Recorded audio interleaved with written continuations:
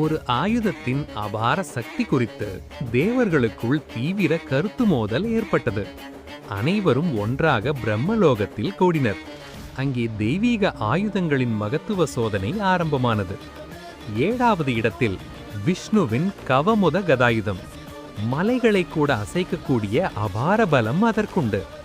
6வது இடத்தில் முருகன் வெண்வேல்.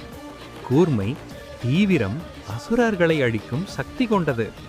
5வது இடத்தில் சிவனின் சிவதனுசு. அதன் அதிர்வால் 3 உலகங்களும் நடுங்கும். 4வது இடத்தில் பிரம்மாஸ்திரம். அது விடப்பட்டால் விண்ணுலகமே சாம்பலாகும். 3வது இடத்தில் சிவபெருமானின் பாசுபத அஸ்திரம். அதன் சக்தியை தேவர்களாலும் தாங்க முடியாது. 2வது இடத்தில் விஷ்ணுவின் சுதர்சன சக்கரம். ஒளியின் வேகத்தை விட வேகமானது. இலக்கை ஒருபோதும் தவறவிடாது. முதலிடத்தில் எப்போதும் சிவனின் கரங்களில் இருக்கும் திரிசூலம். அதன் முன் முழு பிரபஞ்சமும் தலைவணங்குகிறது.